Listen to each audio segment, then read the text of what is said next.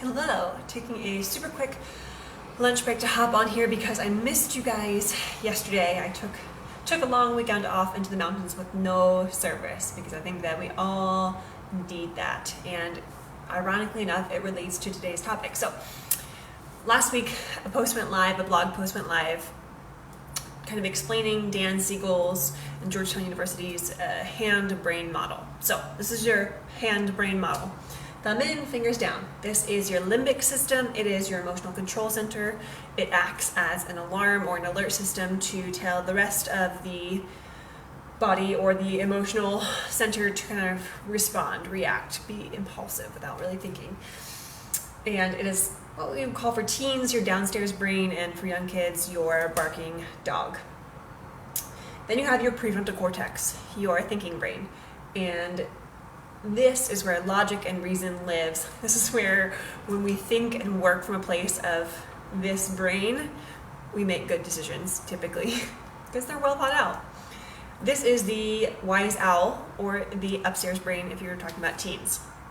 So what happens here is, whether you're an adult or a child, something in the environment triggers you. Let's just say for adults, it's something at the school, whether you're a parent or an educator, something stressful. So something stressful happens, your dog starts to bark, and your emotional brain is kicked into gear, and it scares away the wise owl, meaning you're more likely to do something that's kind of irrational or impulsive because you're not thinking with logic. You don't have as much access, if any access, to your prefrontal cortex. Same for kids.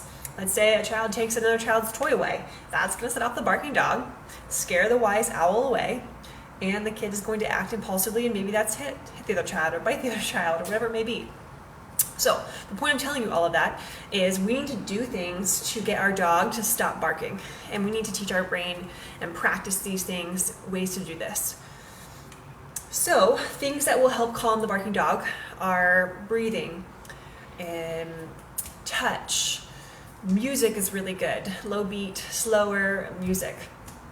Things like getting outside into the forest, mountains, desert, putting your feet on the grass, or being near trees. So that is what I worked on this weekend. Disconnecting, getting off of technology, things that can activate this, and just letting my dog rest. We also want to work on things that grow your prefrontal cortex. So those are things like mindfulness and meditation and yoga. And in doing so, we'll stay in this brain more and not be so active in this brain.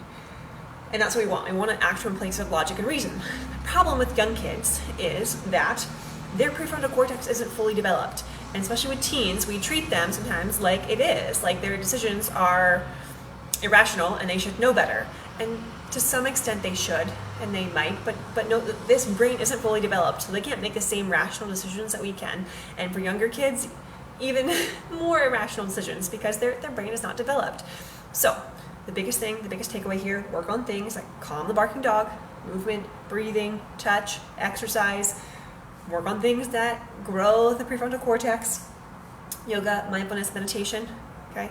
And then we'll be able to think more clearly and not live in our emotional brain so much. If you want to learn more about the whole hand signal, or things to do to ground, to de-escalate, to reduce stress, I'm going to link the blog post below. I'll see you next week.